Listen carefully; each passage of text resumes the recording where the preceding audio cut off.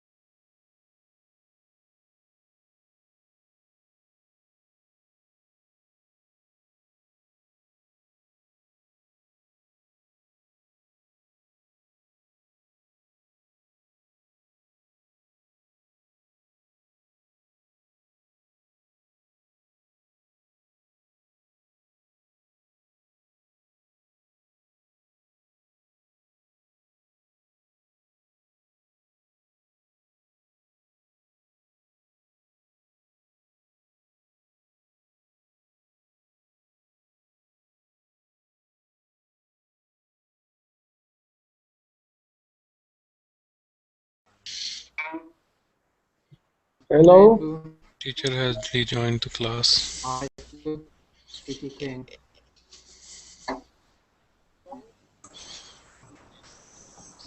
Hello.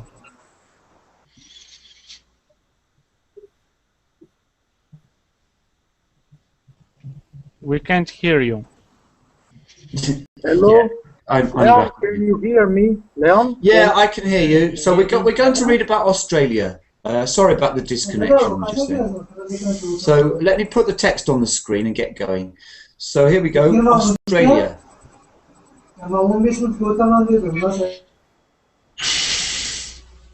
Okay, so who's been to Australia here? Has anyone been to Australia? No.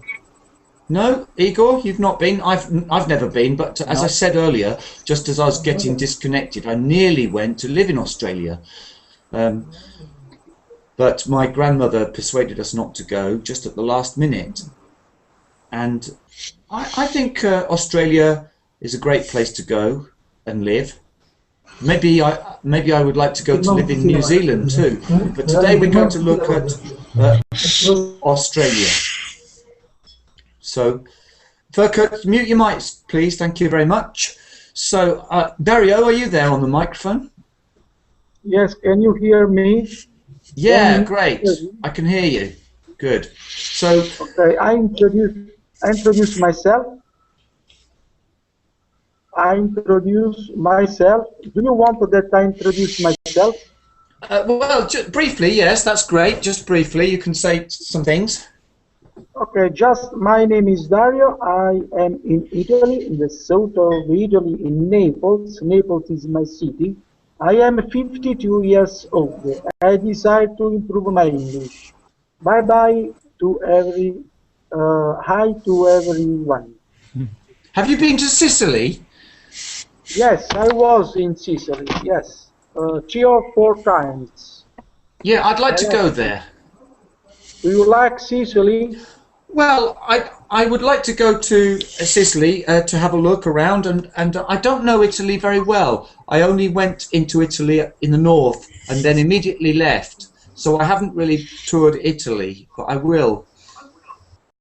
Okay, my suggestion is to visit the south of Italy, my South, city, Naples, the south of Italy, my city, Naples, and the Sicily too. There are a lot of interesting places to visit. What's going on there? Yeah, I will do someday. So let me start with you on the reading then. We're reading about Australia and we've got some words here. Let's just check we know some of these words like bizarre, venomous, elaborate, fraud, spur, iconic, emblem, mascot. So maybe venomous, people can tell me another word which is quite close to venomous. Do you know another word, Igor, or anybody that is similar to venomous? Poisonous. Yeah, Toxic. poisonous. I was thinking about poisonous. Toxic, poisonous. So toxic Sorry. might be used. Would we say a toxic spider? Would we say toxic spider? I don't know. Venomous spider. We would say maybe poisonous or venomous. But not toxic. When would we use that word toxic? Collocate the word toxic for me. Toxic For what? chemical substances. Yeah, some chemicals. Toxic waste. Toxic waste. Let me see if my chat works. Toxic waste material. No, I don't have any verbal in chat again. I don't know why. So No, toxic, it's not working. toxic waste is one collocation. Now, bizarre. Bizarre. Maybe we've got that word bizarre at the beginning. It's not a bazaar, it's a bizarre. What is a bizarre bazaar? Strange, odd, Yes, a bizarre is bizarre is an adjective, very strange. weird. But there is a noun, bizarre. It sounds almost the same. Bizarre. What is that noun? Amazingly, or You're still on the adjective, bizarre. This word bizarre. This is strange and weird, strange. But strange or unusual. But there's another one which sounds like it. It's not the same word. It sounds Bazaar like means it. market. Yes, a bazaar is a kind of marketplace.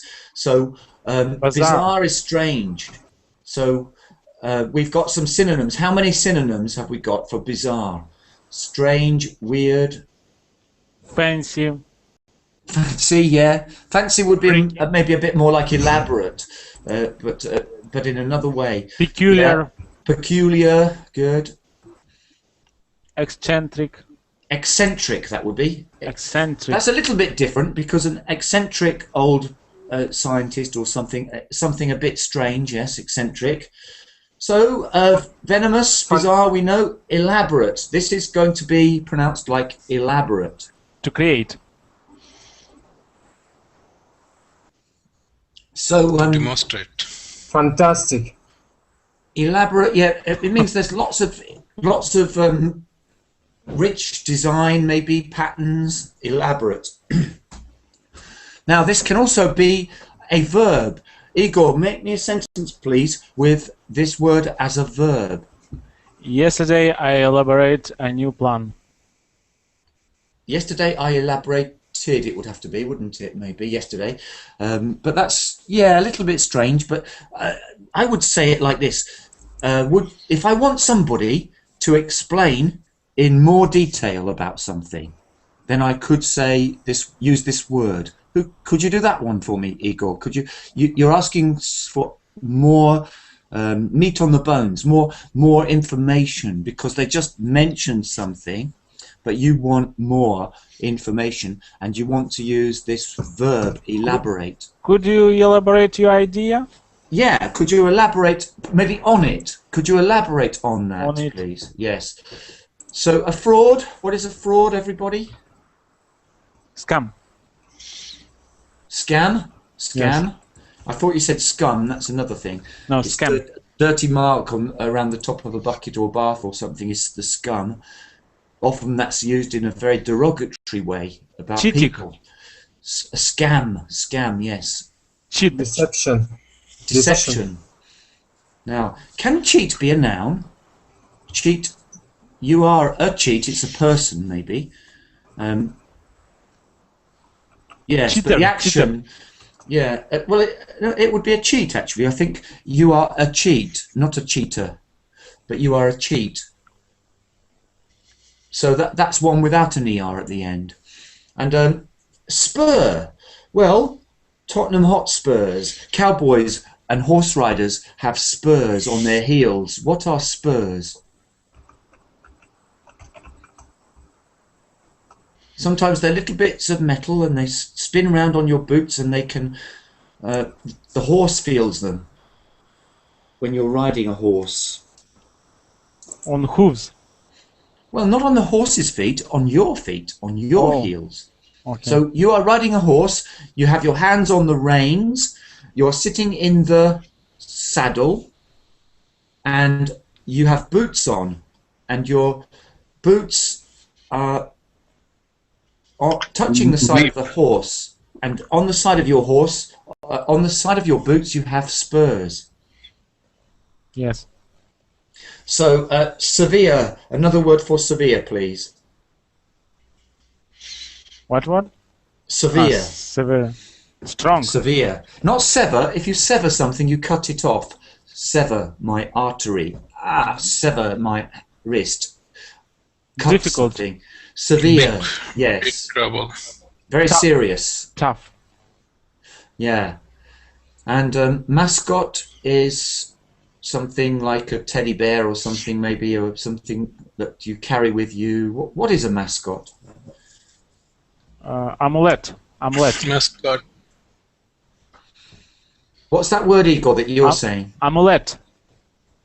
How do you spell it? Amulet.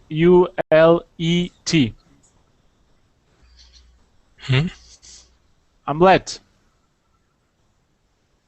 Yeah, that's an interesting word. I don't know what that would be for, but so that's a kind of Amulet. Amulet. Yes, amulet. Okay, Amulet. mascot. Amulet. Okay, emblem. Right. So now back to Dario. If you're still listening, can you read the paragraph, please? So Dario, off you go and read the whole of that paragraph through if you're on the mic. Dario's gone, so it's David.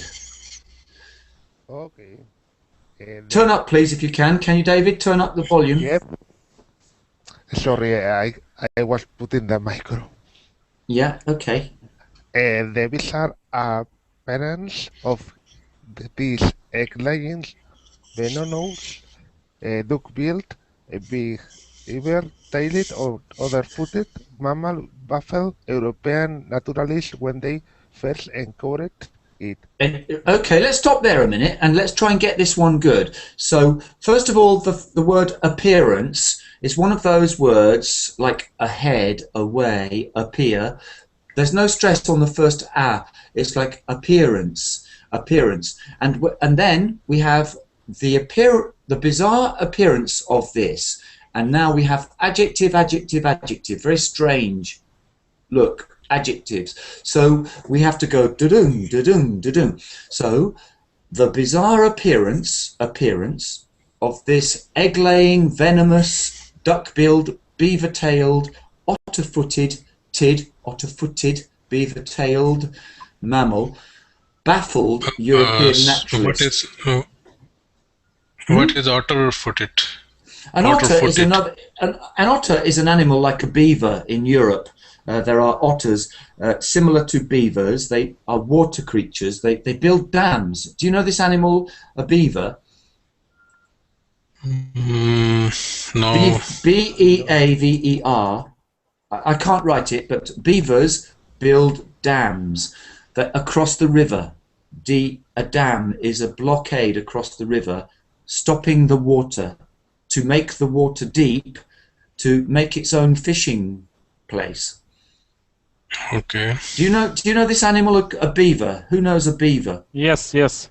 Yeah, and in an otter is similar. in cartoons, many cartoons with these animals. Yeah, I've only seen them very occasionally. I saw one in Hungary on the Tisa once, and I've seen one or two in the UK. But they're quite elusive animals. They don't like to be seen, and they run away from people. So the bizarre appearance of this egg-laying, venomous, duck-billed, beaver-tailed, otter-footed mammal baffled European naturalists when they first encountered it. Well, it's tricky. David, can you try and read it all for me? Okay, the bizarre appearance of his egg-laying, venomous, duck-billed, beaver-tailed, other-foot mammal baffled European naturalists when they first encountered it. With some considering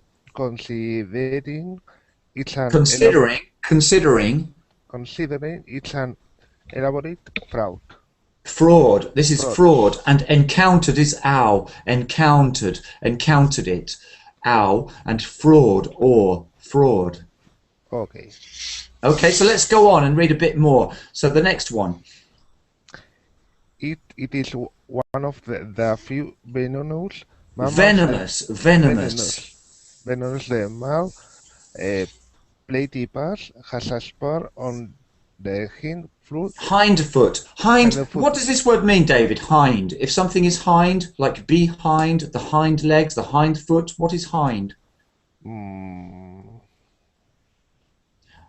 Think about behind. It's be at the back. Behind. Hind is back. Behind. So the hind legs of a donkey. Behind the back legs. So hind foot is the back foot. The back foot. No idea, but I don't know. Okay, so read on from there. A spur on the hind foot. That delivers a venom capable of causing severe pains to humans. Yeah, venom capable of causing severe pain to humans. Right. It's tricky reading, very tricky. So this next word, unique. The unique features of the platypus. Can you read on there? The unique features of platypus make it an important subject in the study of evolutionary biology and That's biology. That's biology and subject. Subject. In the study. Subject. Study. Subject. Study. Evolutionary biology. Biology and a recognizable and iconic symbol of Australia. And that word recognizable. So, and a recognizable and iconic symbol of Australia. Recognizable. It has appeared as a mascot at national events, and it's featured on the reverse of the Australian Vincent coin. Good, yeah. The platypus in the animal emblem of the state of the New South Wales. Okay, I'm going to describe a word. It means the word I'm looking for means the side of something which you don't usually see. Maybe not the top side, but the underside, or a side of something which is opposite. Backside. Or go backwards in a car. Igor, did you say a word? Backside. No, it wasn't that. No. It could mean instead of going forward in a car, you could go out of first gear and go into another gear to make your car go backwards. You are in this, and if you change something's direction, it's not going forward, it's going in another direction. It is in, and it means the backs of something, or the other side of something, the opposite side of something. Backward. Well, it's similar in meaning to backward. Rearward. Reverse. Reverse. Oh, reverse. Reverse. Reverse, yeah. So David, find a word please to describe, but don't tell us the word and we guess your word. Choose one word from that paragraph and explain it to us. Okay. Mm-hmm.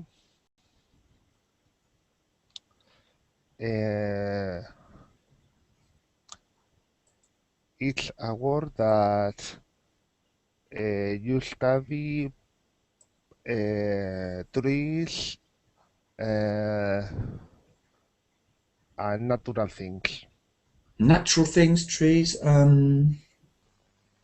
Sorry, could you repeat? Ah, yes. It's a science. Yes. Science of natural things. Mm-hmm. I see the word. You see the word? I do, but I want to see if anybody sees the Biology. word. Biology. Yeah, but it's not biology, it's biology. Like buy something from the Biology. shops. Biology. Yes. Biology, bicycle, biology. Yeah.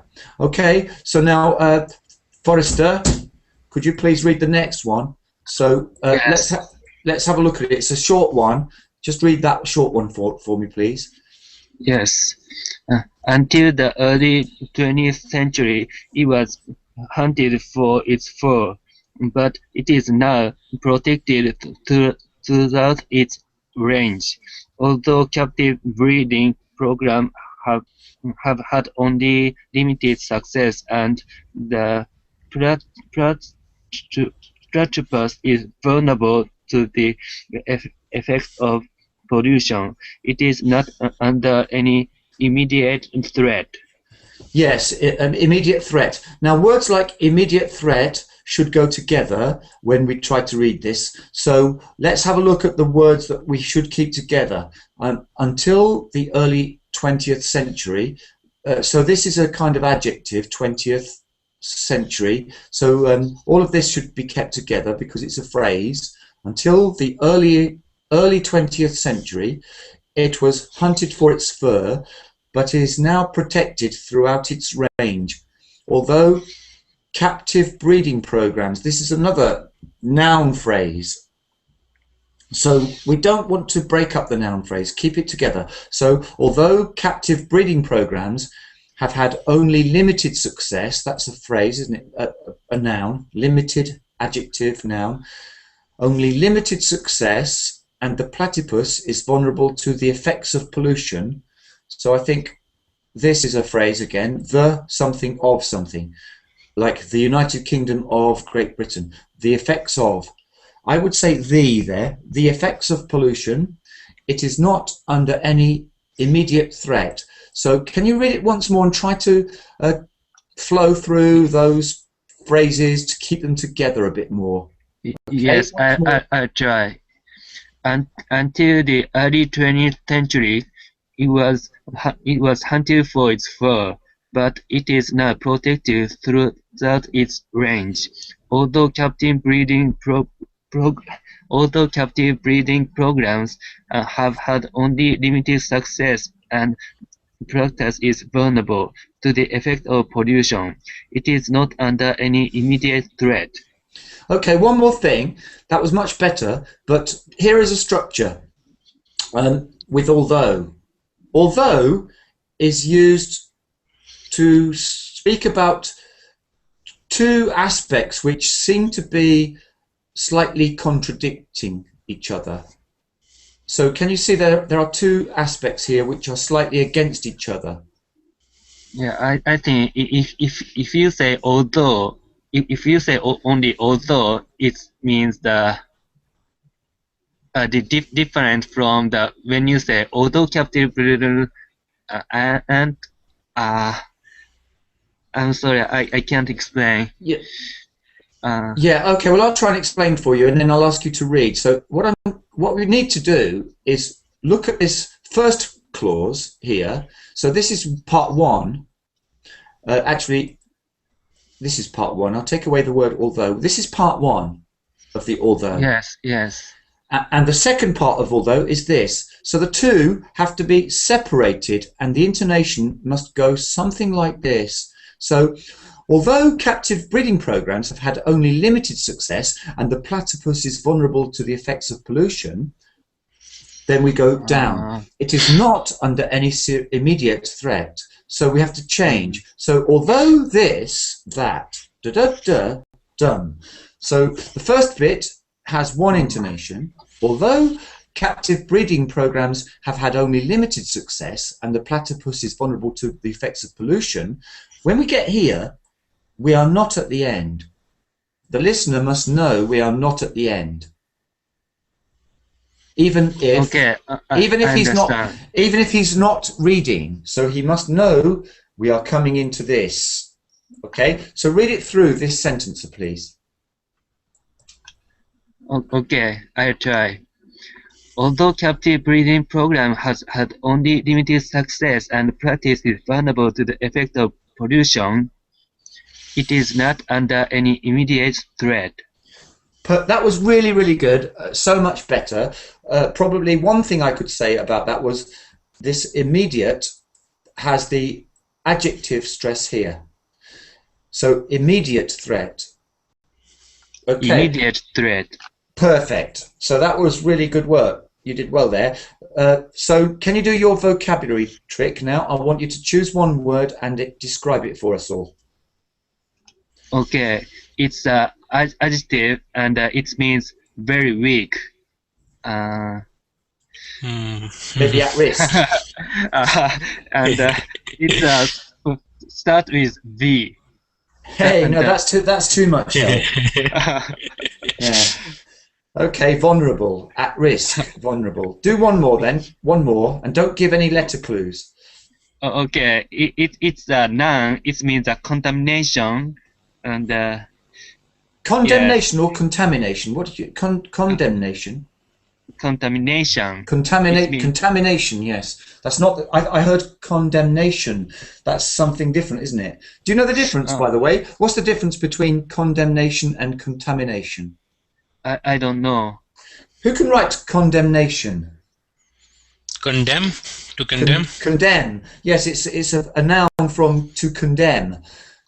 Condemnation and contamination. Write both of them down and see the difference. They have a different way of being pronounced, and they definitely have a different meaning. So condemn, condemnation, contaminate, contamination.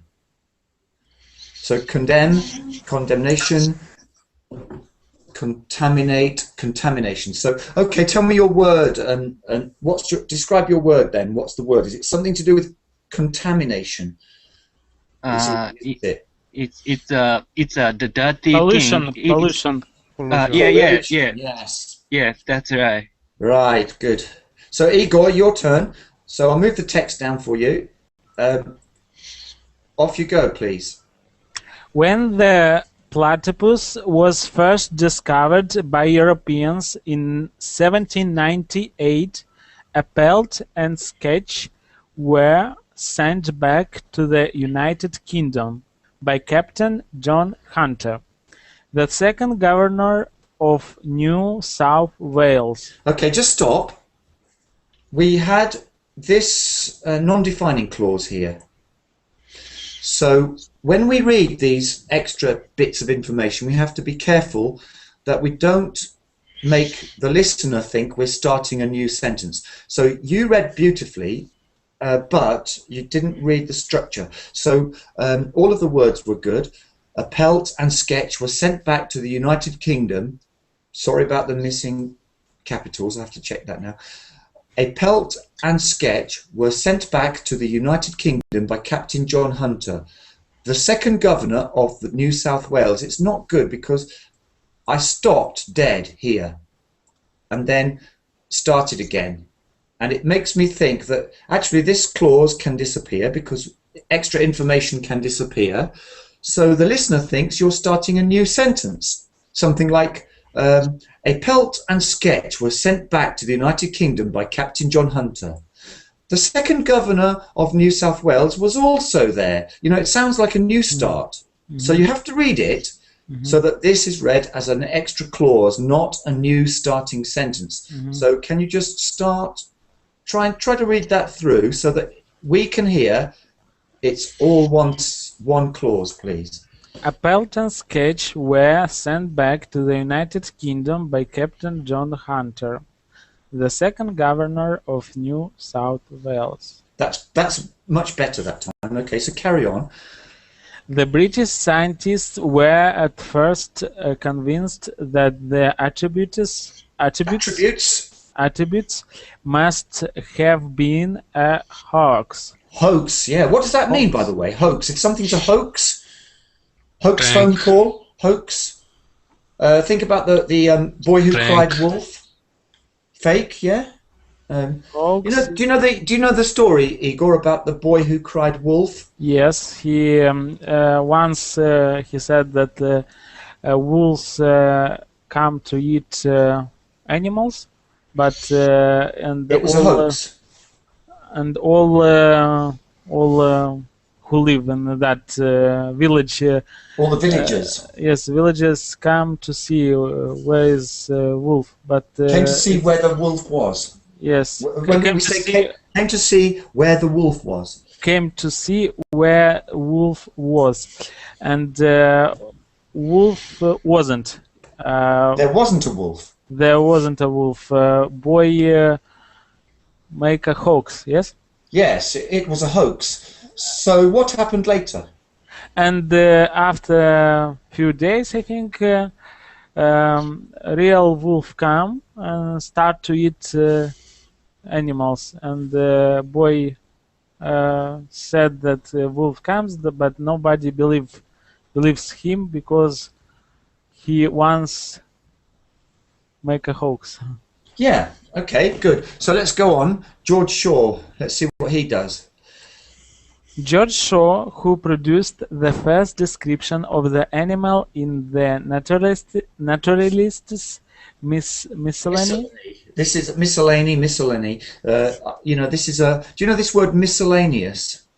No. If something is not categorized, sometimes in jobs at work, you put things into different categories. For example, in accounting, there will be cash received, and there'll be different accounts for expenses accounts, and some things can't be categorized, and it's miscellaneous. Just could you spell how to write this? It begins with as it is here, but it has an e. Miscellaneous, yeah. It's got the adjective kind of ending, miscellaneous. So I can't write it in at the moment. Miscellaneous. Can somebody write it for me? Because I can't write right now. Yeah, but it's not working. Yeah, the chat's not working. I'll spell it aloud. It's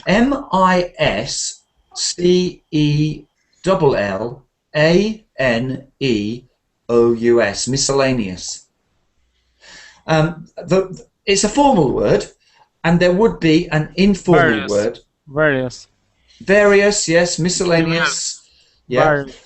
Diversified. Diversified, odds and ends. So it depends how you're using the word, but odds and ends could be extra bits and pieces, odds and ends, miscellaneous. Okay, so the Naturalist's Miscellany was a kind of magazine about these strange little things that people didn't understand. Okay, so let's read on there. The Naturalist's Miscellany in 1799 stated stated that it was impossible not to entertain doubts as to its genuine nature, and Robert Knox believed it may have been produced by some Asian taxidermist. Now taxidermy is a word you won't meet every day. I bet you've never seen it before, taxidermy. Yes. It's something about... but if someone says get stuffed, that's another thing. That's rude. That's telling you to go away. But stuffing animal skins with fur, keep preserving animals. It's not really PC. It's not really fashionable these days to do this. But years ago they did this. I think they don't do this anymore because it's considered a bit like a horror movie or something by some people. They don't like stuffing animals and keeping them alive, but they used to do this.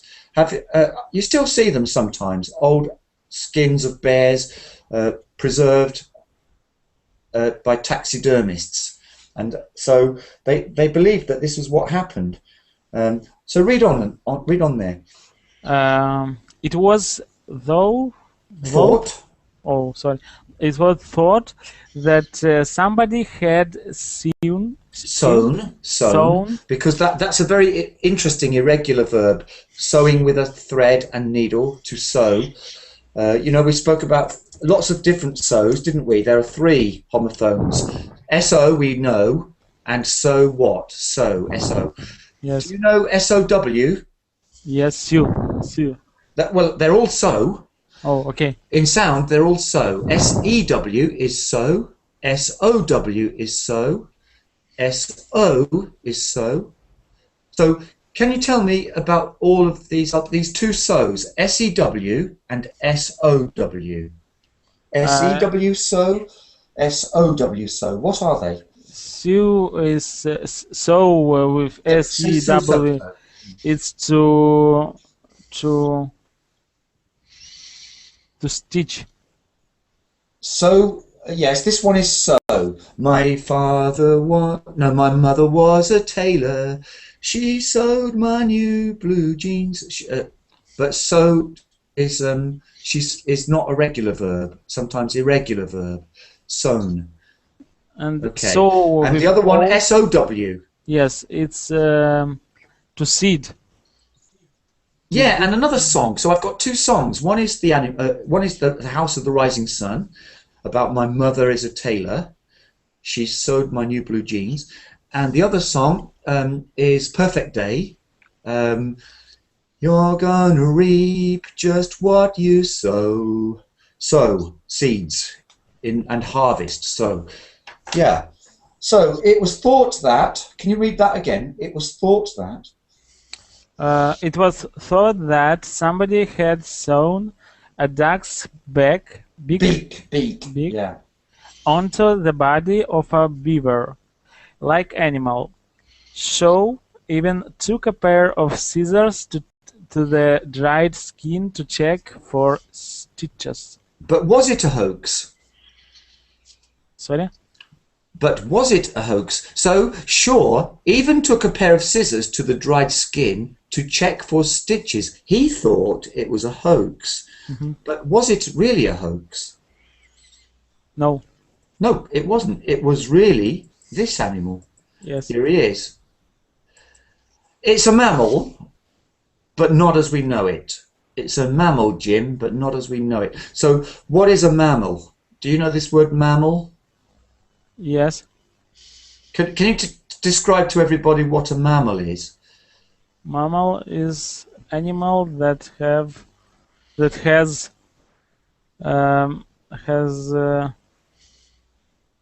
I can't. Sorry. Anyone can? Forrester can do it, can't you, Forrester? You can tell us what a mammal is. Yeah, mammal is an animal which bear the child, not the egg. Yeah, that's one thing about mammals, except this one. So this one's strange because this one does lay eggs, but it's a mammal. So that it's one of those on the edge. It's on the edge of being a mammal, but they class it as a mammal because they don't know where to put it exactly. It's a kind of mammal because it's got something else about mammals So, what else do you know about mammals? They don't usually, they generally give birth to their young alive without eggs, and those young suck milk. Actually, that's where the word mammal comes from, because there's a very informal word for breasts, but I don't use that. And there's a mammary is the doctor's word, a gland for milk. Mammal. So that's the word mammal, and it's also very furry. Mammals have fur or hair, except me. So that's a mammal. And what's the difference between a beak and a bill? Some birds have beaks, some birds have bills. What do you think about that, Forrester?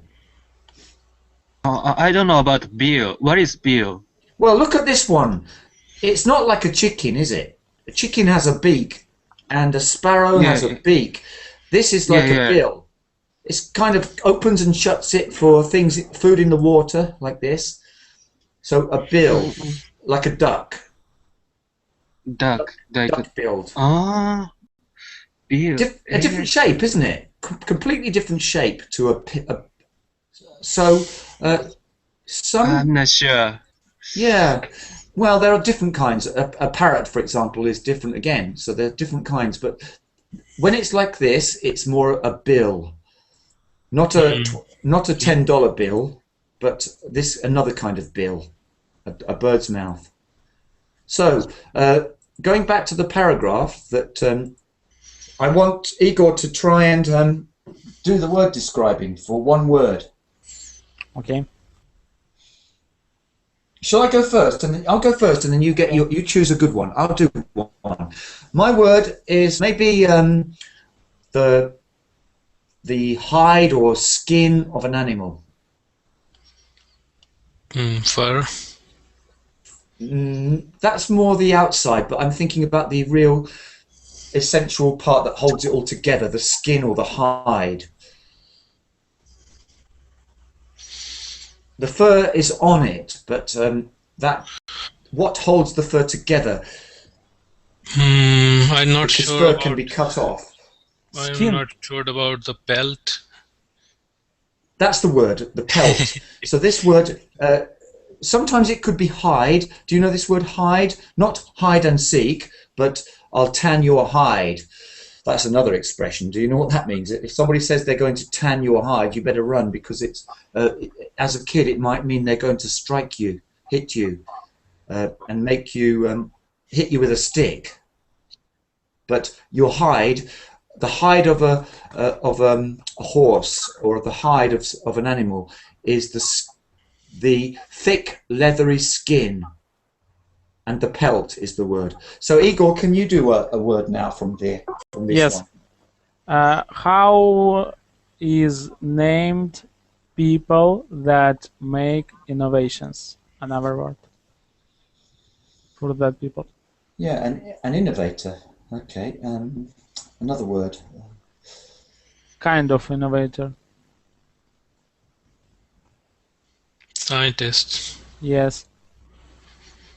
That's interesting, because I'm trying to think scientists are usually they're innovators, I suppose, sometimes, aren't they?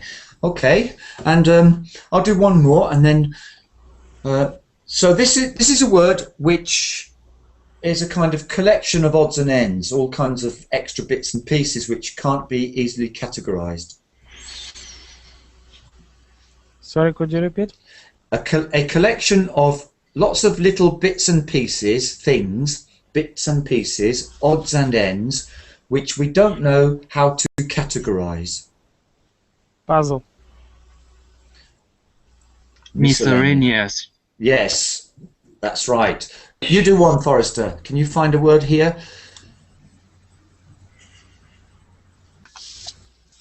Okay.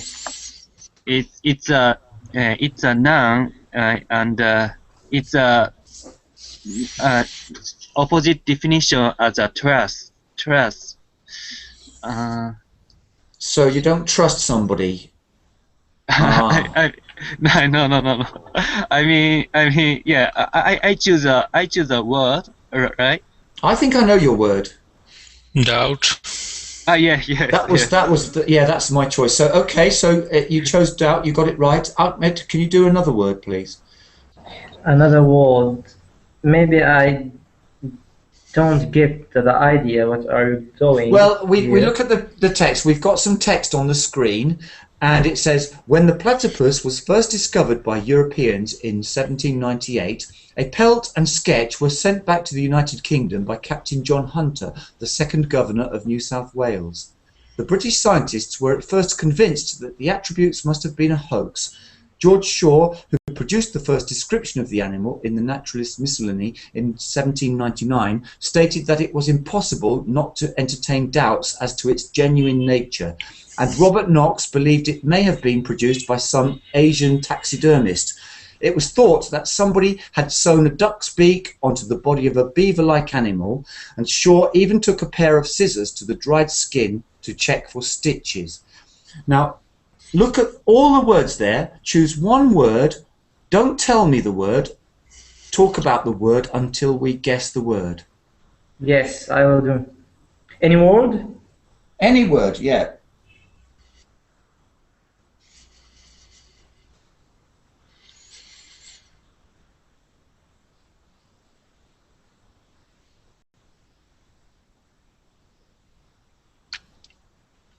Original things and original things. I will talk about word Genuine. original. Genuine. Did you say original? Yes, original. Original things, okay. Genuine. Yes, I was clear about that. Yes. Genuine. Of course. Yeah, Genuine, that's yeah. interesting actually, the connection between the word original and genuine.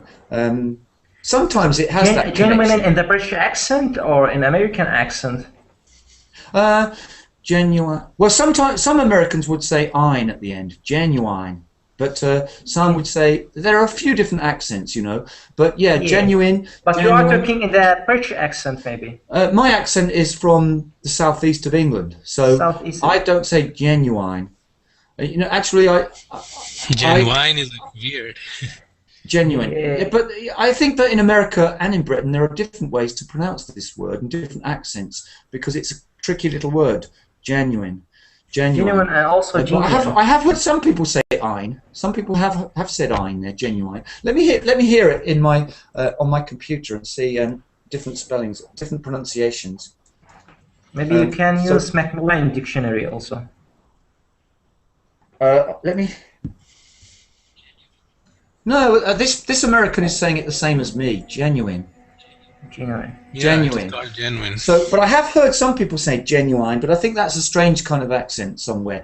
But I don't remember where it was. But genuine is genuine. Genuine. I've got 2 or 3 different speakers here, and they're all saying the same way. So genuine. I've never heard this word though. Genuineness. That's a strange one. Genuineness. That's a bit of a strange one, but genuine. Yeah. Okay, I'll do one more and then you can do another one. So my next one is, maybe you can get this in hospital. If you fall off your bike and you cut yourself, you may need some of these. Stitches. Yeah, another kind of stitches. Yeah. Okay, here's another kind of stitches. I was laughing so much I was in stitches. Do you know this kind of stitches? I was rolling all over. I was just laughing so much, laughing my head off. I was in stitches. It's like a kind of, my stomach muscles were twinging because of so much laughter. I was in stitches. See if you can find that in your dictionary. Maybe it is. So, yeah. So, are there any more words there? Maybe there are. Who would like to do another word from there? Anybody? Or shall we move to the forest fires? Let's go to the forest fires. So here we go. Australian bushfires. Why do we have bushfires? Well, there's been a lot of talk about bushfires. The Aborigines didn't used to have bushfires. Not such serious ones before. So why do we have bushfires now, but hundreds of years ago they didn't have them? Maybe due to the climate change. some people don't say that there's another reason for this, and I've heard about another reason. Has anybody else heard about another reason for bushfires? Maybe because of the global warming all around the world, and especially in Australia. This is a popular type of fire due to a small plants that's called bush plants. It's smaller than trees. Yeah, but So actually, it will be the grass effective catches fire. fire. Some kind of grass catches fire in the bush. Yes, grass, yes. But it didn't used to happen, and the Aborigines said that they would control the land and look after the land in another way, a different way, to prevent this problem. But now, since we went there, they've started changing the way they work with the land, and now it's a problem which didn't exist in the past. And what's being done differently? My opinion, it's due to the global warming, because there is a changing in the climate all over the world, and especially in the south of Australia. Yeah, well, that might agitate the problem and make it more severe, or make it more likely that bushfires will break out. But I think the Aborigines used to make sure that the potential hazard wasn't so serious. So there's something they can do. They can go round regularly and try to make sure that there is no big disaster waiting to happen. What could they do? But they're no longer allowed to do it on other people's land now. But in the past, when they owned more territory, they could do this. They Maybe would go, making a distance between the trees. well, that's what they do in Europe, but there isn't such a lot of distance there. But in Europe, they do that. They make a big gap between the trees, like a Yes. break. Yes. But they would have controlled fires. They would deliberately set fire to the grass and have a controlled small fire to keep the dead, dried grass down. But now we don't understand, and we go there and we have big, dried grass, and we don't look after the forest in the same way. I've heard this story. Has anyone heard this one? Right now we use oil. That's the reason. Is that the reason? Well, we use the oil. these fires are breaking out naturally in the forest and in the bush, but they're not started by man. They're not fire created by oil or man. They just break out. But I think the problem is the dried grass is not being destroyed by men before it gets too dangerous. It's just building up. The problem builds up and builds up until eventually a big disaster happens. So, Ahmed, can you read a little bit? Australian bushfires. Yes, of course. Where exactly? Why do we have bushfires? Australia's deadliest bushfires is on Monday, but the death toll rose 126 firefighters and families search for score of missing the twisted, charred ruins. Yeah, twisted, charred ruins. Do you know this word charred? No, I don't know. Does anyone know what a char is? Char. If I say something is charred, what kind of thing could be charred?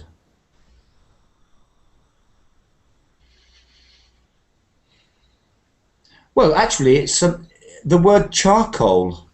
Charcoal. Yeah, charcoal, yes. From charcoal? Well, that word is related. So if something It's a black material. it has some kind of black on it, black marks, because it's been black burnt. marks. Yes. So wood can be charred. The charred remains. So, and smouldering. So we've got words related to fire. Fire words. I think I would like people to give me some fire words now. So I've got charred, burnt, charred. Can you give me some more? Firefighters. Yeah, but I want words which describe materials and burning. Ash. Ash, yes.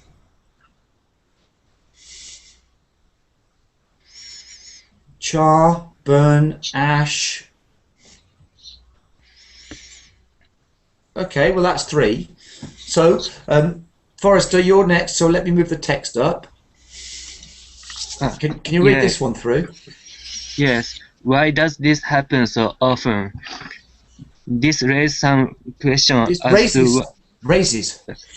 this raises some question as to why Australia. And you've done it again. I'm going to interrupt because you've done it again. You said question. So this raises some questions.